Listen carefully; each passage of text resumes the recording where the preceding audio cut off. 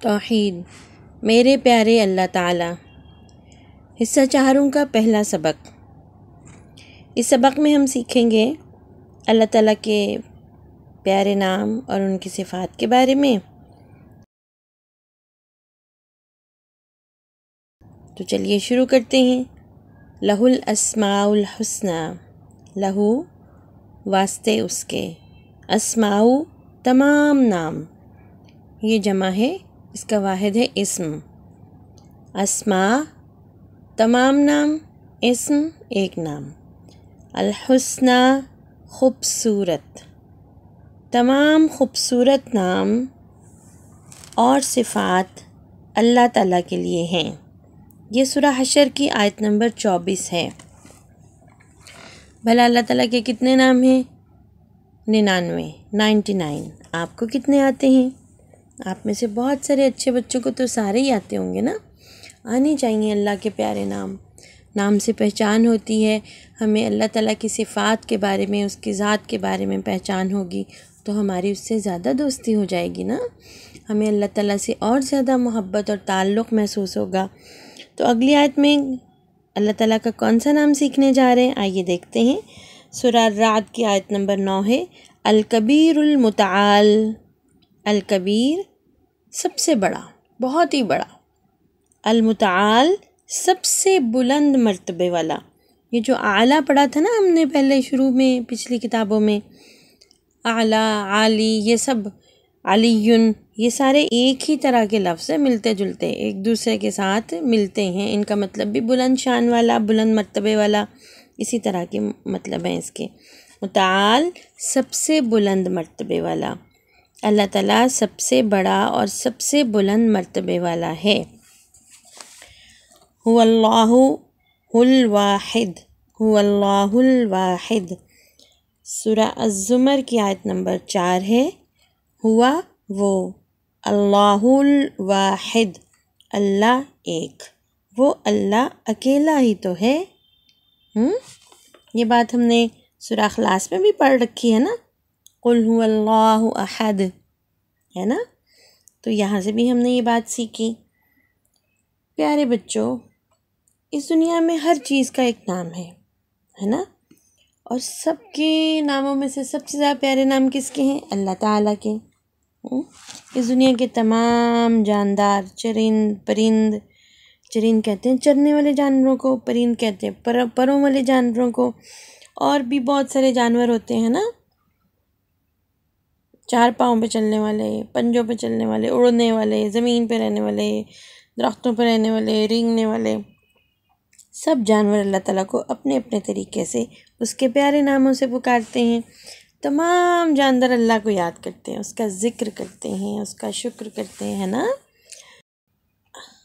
ہم نے یہاں سے کون کون سے اللہ تعالیٰ کے نام سیکھے آج؟ الکبیر، المتعال اور واحد۔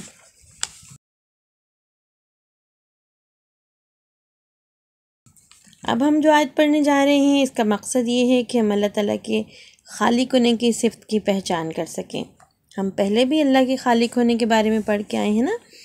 اب ہم دیکھتے ہیں سورہ الرعد کی آیت نمبر 16، اللہ خالق کل شیء، اللہ خالق پیدا کرنے والا ہے، کلی ہر، شیء چیز کا۔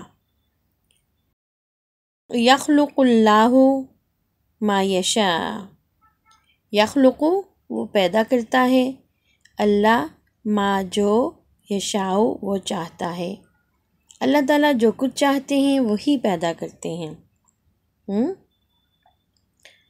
اللہ تعالیٰ کو کہ خالق ہونے کی صفت کو پہچاننے کے لیے ہم اس بات پہ غور کرتے ہیں کہ ایک بیج کے اندر اللہ نے ایک درخت چھپا کے رکھا ہوا ہے نا۔ آپ نے پڑھا ہے نا سائنس میں کہ بیج کے اندر ننھا سا جو پودا ہوتا ہے نا، بہت ہی چھوٹا، اس کو ایمبریو کہتے ہیں۔ جب وہ ایمبریو شروع میں پھوٹتا ہے، یعنی بڑا ہوتا ہے، ڈیولپ ہوتا ہے، تو چھوٹا سا پتا زمین کے اندر سے سر نکالتا ہے، اور جڑ جو ہے وہ زمین کے اندر کی طرف جاتی ہے۔ آہستہ آہستہ وہ پودا بڑا ہوتا ہے اور بہت بڑا درخت بھی بن جاتا ہے۔ کس نے پیدا کیا ایک بیج کے اندر ایک درخت کو؟ اللہ تعالیٰ نے۔ هو الذی خلق لکم ما فی الارض جمیعا، هو الذی وہ ذات، ہوا وہ، الذی اس کا مطلب بھی اسی طرح کا ہوتا ہے تو ہم اس کو ملا کے کہیں گے وہ ذات، خلقہ اس نے پیدا کیا، لکم آپ کے لیے، ما فی الارض ما جو، فی میں، الارض زمین، جو کچھ زمین کے اندر ہے، جمیعا سب کا سب، اللہ تعالیٰ وہ ذات ہے جس نے پیدا کیا آپ کے لیے وہ سب کچھ جو زمین میں ہے۔ یہ سورہ بقرہ کی آیت نمبر 29 ہے۔ دیکھیں زمین کے اندر اس کی گہرائیوں میں کتنی چیزیں اللہ تعالیٰ نے انسانوں کے لیے بنائیں۔ زمین کے اندر سے بیج پھوٹتے ہیں، درخت بنتے ہیں، پودے بنتے ہیں، سبزیاں، پھل، ہر طرح کی چیز ہم ان سے حاصل کرتے ہیں۔ زمین کے اندر بہت ساری معدنیات ہوتی ہیں انسانوں کے فائدے کے لیے، ان کو بھی اللہ نے پیدا کیا۔ دیکھیں نا، بہت ساری معدنیات دھاتوں کی صورت میں ہوتی ہیں، بہت ساری معدنیات غیر دھاتوں کی صورت میں ہوتی ہیں، آپ نے پڑھا ہوگا، ہے نا، بڑے جو ہو گئے اب آپ لوگ زیادہ چیزیں پڑھتے ہیں۔ تو ان سب چیزوں کو پیدا کرنے والا کون ہے؟ جو زمین کے اندر چھپی ہوئی ہیں، اللہ تعالیٰ۔ اور یہ کس کے لیے پیدا کیا اللہ نے؟ آپ نے کہا تمہارے لیے، اللہ کہہ رہا ہے تمہارے لیے، آپ سب انسانوں کے لیے اللہ تعالیٰ نے زمین کے اندر یہ والی چیزیں پیدا کی۔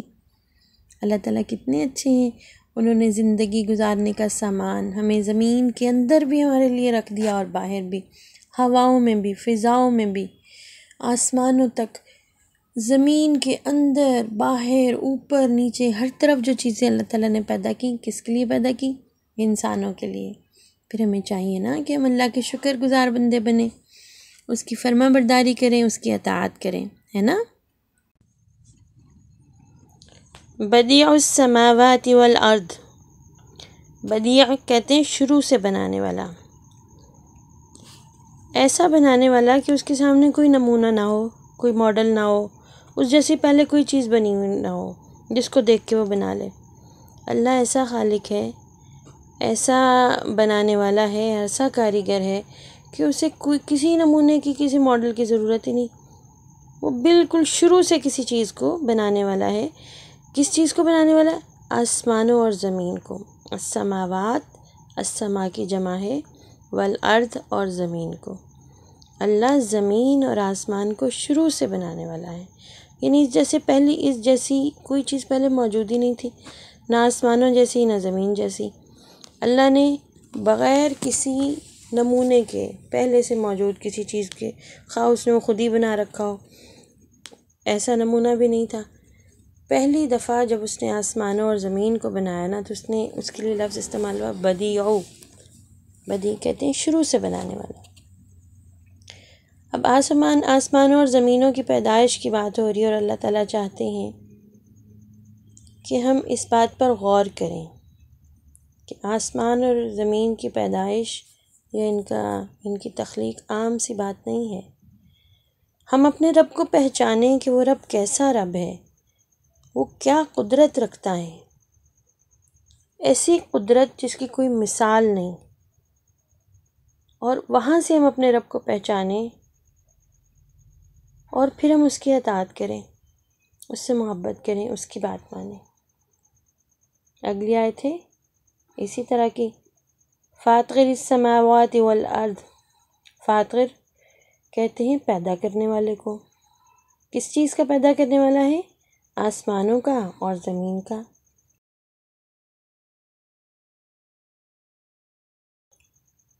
وہ اللہ آسمانوں اور زمین کا پیدا کرنے والا ہے۔ سورہ الانعام کی آیت نمبر 14 ہے۔ پھر اللہ تعالیٰ اسی طرح کی بات کرتے ہیں سورہ انبیاء میں، آیت نمبر 56 ہے، الذی فطرہن، وہ ذات جس نے بنایا انہیں، کسے؟ ان دونوں کو، آسمانوں اور زمین کو۔ اللہ تو وہ ہے جس نے انہیں، یعنی آسمانوں اور زمین کو بنایا۔ تو پیارے بچوں، آپ کو اس بات کا پتہ ہوگا کہ جب ہم کسی بات پہ غور کرتے ہیں تو ہمیں اس بات کے بہت ساری نئی پہلو سمجھ میں آتے ہیں۔ تو اللہ نے یہاں پر ہمیں دعوت دی ہے کہ ہم آسمانوں اور زمین کے پیدائش پہ غور کریں۔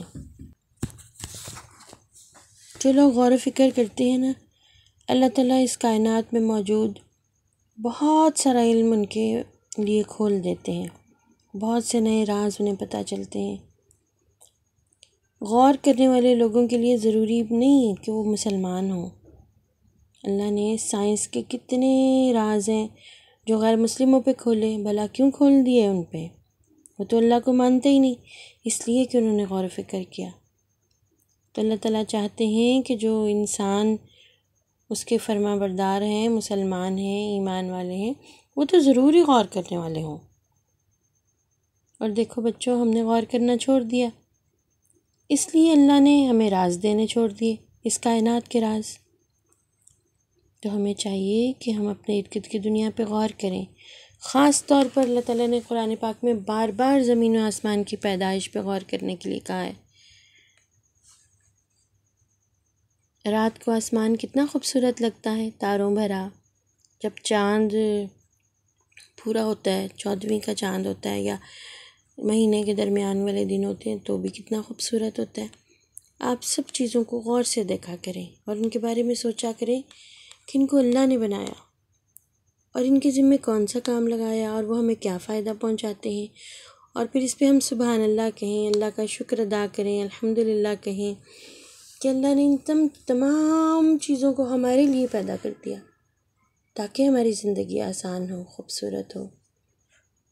اور پھر یہاں پر ہم اللہ کی فرما برداری کی زندگی گزاریں گے نا تو انشاءاللہ جنت تو اس سے بھی زیادہ خوبصورت ہے، جہاں اللہ تعالیٰ ہمیں گھر دیں گے انشاءاللہ۔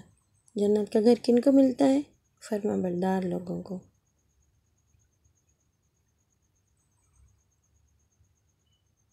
انشاءاللہ اگلے سبق کے ساتھ پھر ملیں گے۔ السلام علیکم ورحمۃ اللہ وبرکاتہ۔